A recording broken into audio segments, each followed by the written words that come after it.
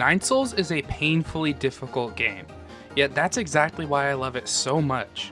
Nine Souls is a Sekiro-inspired metroidvania developed by Red Candle Games. At first glance, it looks like another metroidvania. Explore, unlock abilities, fight bosses, but what separates Nine Souls is its Sekiro-inspired parry system. While it's incredibly hard to get the hang of, it's not punishingly difficult, and that's because Nine Souls understands something that most games don't. Failure can be fun. I've died hundreds of times while playing Nine Souls, but I almost never got frustrated. Instead, every death felt like I was learning something new. So today, I want to talk about why Nine Souls became one of my most favorite games of all time, and a few places where I think it falls short. If you like the video, please like, comment, and subscribe. All the gameplay you'll see is streamed live at Twitch as well, so if you want to check me out, there's a link in the description. This review will be spoiler-free, but I will be showing and discussing gameplay mechanics, abilities, bosses, and other systems from throughout the game. So if you don't want any of that, feel free to click off. Now, without further ado, let's get straight into the combat first. While I did say there's a parry mechanic, that isn't all that was changed in the Metroidvania formula. Nine Souls features a sort of bomb called talismans that are fueled by ki charges. Talismans consume ki charges, a resource that you build during combat. To use a talisman, you attach it to an enemy and hold down the talisman button to detonate it, consuming one ki charge. The downside is that you're completely vulnerable while using it, so if you mistime it, the boss gets a free hit.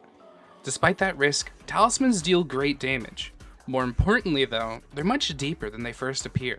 Through the skill tree, you can unlock 3 distinct styles of talismans: Ki Blast, Full Control, and my personal favorite, Water Style. The default Ki Blast is straightforward, so I'll focus on the 2 upgrades that really changes how combat feels. Full Control builds further on the foundation of Ki Blast.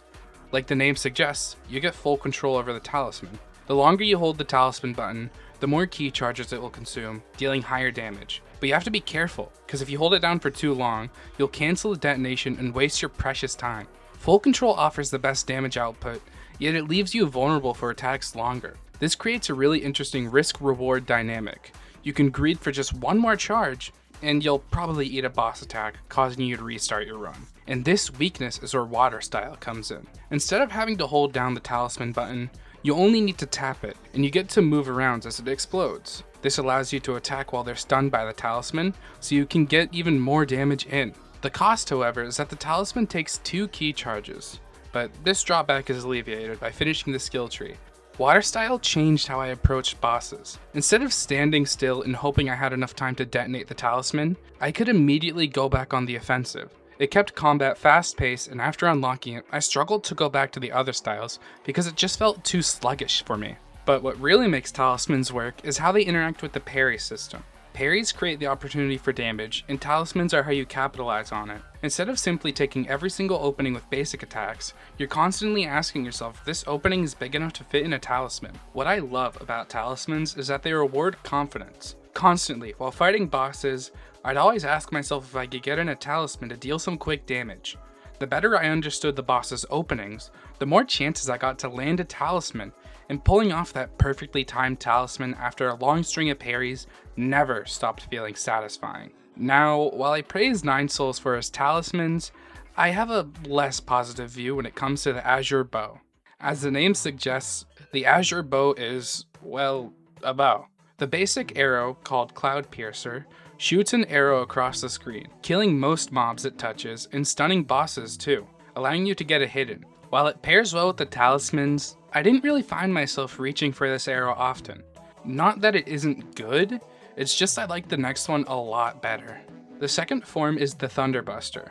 Besides having a really cool name, it shoots off an arrow, but instead of going through the enemy, it stops once it lands a hit and lets out a small poison mist. It deals the most damage out of all the arrows, but the drawback is it doesn't stun bosses. In order to get the damage the arrow offers, you have to pray that the enemy doesn't move out of the range. This arrow is actually my favorite. While it's true that if the boss moves, you miss out on a lot of damage, if you time it correctly, it's so satisfying to watch a boss's HP bar melt while you're still attacking. And the final arrow is called the Shadow Hunter. Instead of firing a single arrow, it launches a volley that homes in on nearby enemies. Losing out on both stuns and damage, the arrow makes up for crowd control. It excels during exploration because it clears rooms with almost no effort. However, most of your time in Nine Souls will be with the bosses, and since Shadowhunter loses most of its value there, I rarely found myself equipping it. Overall, while the arrows don't add as much as talismans do, I still enjoyed what they brought to the table. They're flashy, satisfying, and make exploration more enjoyable. I just wish they played a larger role during boss fights, because that's where Nine Souls truly shines. The combat is incredible, so I want every tool in my arsenal to feel important during boss fights. Continuing on with the combat, we finally get to the parries and dodges. Now this is where the combat starts to shine. On paper, the parry seems pretty easy to grasp, just press a button before an attack hits. But what makes it feel so satisfying is how it changes the way you look at combat. Instead of constantly running around the boss fight like other Metroidvanias, Nine Souls encourages you to stand your ground. Instead of dodging, Nine Souls wants you to engage with the boss. Instead of using defense to survive bosses, Nine Souls uses it to create opportunities for offense. Every successful parry gives you momentum, and that momentum is what makes combat so satisfying. If every attack could be parried, combat would eventually become predictable, and that's where Crimson attacks comes in. Sometimes the game will hit you with a Crimson attack, meaning that it cannot be parried. To deal with these attacks, you are met with two options depending on the circumstances. If the enemy is green while it attacks, you can perform a Tai Chi kick. Instead of asking you to back away, the Tai Chi kick rewards you for jumping directly into danger. Pulling it off interrupts the boss and gives you room for heals, and often creates another opportunity to land a talisman. And the second option, the Unbound counter, takes this philosophy of meeting everything with violence to the next level. If you're met with an attack that cannot be kicked or parried, the game wants you to hold your ground and counter the attack. It feels incredibly risky, and is, but landing one is easily one of the most satisfying moments in the entire game. Overall, no ability feels isolated or one note. Every mechanic builds off the others, creating a combat system with plenty of room for player expression. Even though I preferred the water style in the Thunderbuster, I never felt like the game punished me for experimenting. Every talisman and every arrow had a purpose, and I could easily see someone preferring a completely different loadout than mine, and that's what I love about Nine Souls combat. Unfortunately, I can't say the same thing about the Jade system. Jades are Nine Souls versions of a charm system, each providing a unique bonus that can dramatically change your build, or at least that's what they were going for. The Jades sometimes feel like an afterthought. Some Jades have incredibly strong synergy, but to me, it just felt like they made a few good ones and filled the rest with bad ones. For example, the Breather Jade and the Swift Strike Jade work incredibly well together. The Swift Strike Blade Jade increased attack speed at the cost of internal damage, while the Breather Jade heals internal damage each hit landed. This is an incredible synergy and the foundation of a really good build, but it just leads to nowhere. Most of the interesting Jades only interact with one obvious partner instead of opening up a lot of different build possibilities. This would be fine in my opinion if there were enough good standalone Jades, but there just isn't. Many Jades are obviously built for exploration and crowd control, but Nine Souls is at its strongest to me when you're fighting bosses. Once I found a good build that excelled at bosses, I really felt the need to swap to anything else. Overall, I feel like the Jades are missed potential.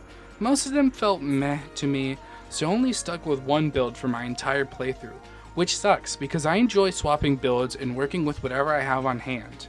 The combat in Nine Souls constantly pushed me to adapt and experiment with its many different tools. The Jade system, on the other hand, reinforced the exact opposite. What really ties all these combat mechanics together isn't how they're all interconnected, it's how the game teaches you how to use them. Nine Souls never throws you a new ability and expects you to beat a boss immediately.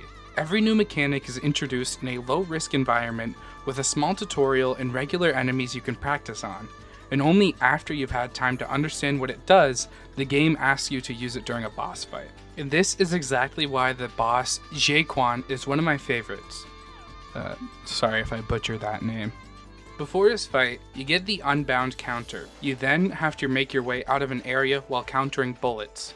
This gets you to learn the basic timing of the ability without it being insanely punishing. By the time you exit this area, you have a basic feel of the counter, and only then are you faced with the boss. This is why dying never felt frustrating or out of my control. Every death could be attributed to me greeting with a talisman or healing at the wrong time. The game didn't hide any information for me or expect me to be a god at parrying. Every death felt earned, and because of that, every attempt felt like progress. Now, a combat system is only as good as its enemies, and on that point, Nine Souls has some of the best bosses I've played not just in recent years, but of all time. One thing I really like about this game is how most bosses only have two phases. In a lot of games, some bosses feel like an endurance test or damage sponges, just there to take up your time, instead of testing your mastery over the game.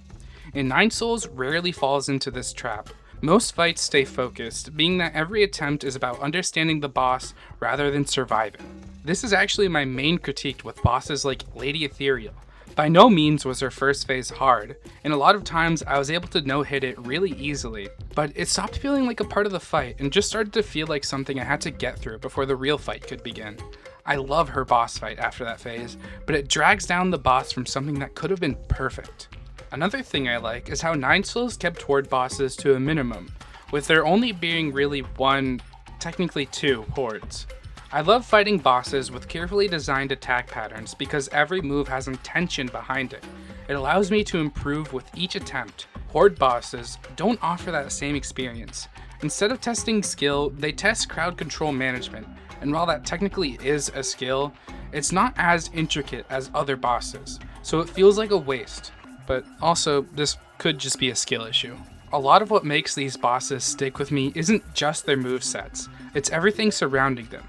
Things like the music, the sound design, and the incredible art direction. Every boss is memorable. The designs don't blend into the normal enemies and often look like natural evolutions of them, like Fushi. Even the regular enemies are easy to recognize at a glance. Not in the way that I'm mesmerized by them, but I can quickly tell which enemy is which and what moves they have, so I know how to deal with them. And as a quick side note, I really like Lady Ethereal and G. Sorry. Anyway, sound design is just as important as art direction. Parries have a sharp and satisfying feel that immediately tells you when you've timed them correctly, while counters are easily one of the most satisfying feelings in the entire game. The feedback makes learning bosses' patterns even more satisfying. Not to mention the music. Even outside of the game, I find myself listening to the soundtrack, especially the boss themes.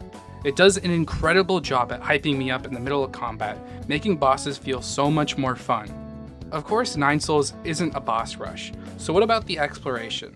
Well, this is where my opinions get a little bit more mixed.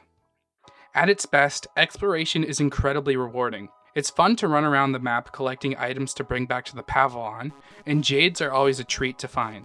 The Tai Chi kick also makes platforming fun, even if it's just a glorified double jump. However, sometimes I feel like enemy placement can be cheap. When dying to bosses, it's always my fault. But in exploration, there were moments where I'd be navigating environmental hazards while getting attacked from multiple enemies. And when I died, the deaths felt more frustrating because I wasn't learning a boss's moves. I was just overwhelmed. But this, once again, might be a skill issue. As much as I've praised the gameplay, none of it would be nearly as memorable without the story tying it all together. While I won't get into spoilers, the story is well paced. The dialogue doesn't get in the way of any gameplay, nor does it feel shoehorned in. I enjoy the flashbacks with your sister as it offers a nice break in the action. While I may not be the best when it comes to putting all the pieces together, I felt invested in the characters and wanted to see it where the story would go. Overall, Nine Souls isn't perfect. The Jade systems never reach the depth of its combat, and the exploration occasionally stumbles. But the issues I had with the game never overshadowed what I loved about it. Nine Souls understands that difficulty doesn't come from hiding things from the player or demanding mastery from its mechanics, although you should master it by the end. Difficulty should come from teaching the player.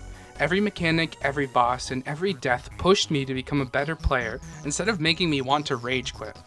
That's why, despite the flaws, Nine Souls is a 9 out of 10 game for me. The game will go down as one of my favorites, and I can't wait to see what else Red Candle Games has in store. If you liked the video, consider subscribing. I had a fun time writing this review, so I'll probably do it again at some point. If you want to watch more gameplay focused videos, I have a bunch of this on this channel. Or if you wanted to watch scripted videos, check out my Nuzlocke and Soul Link.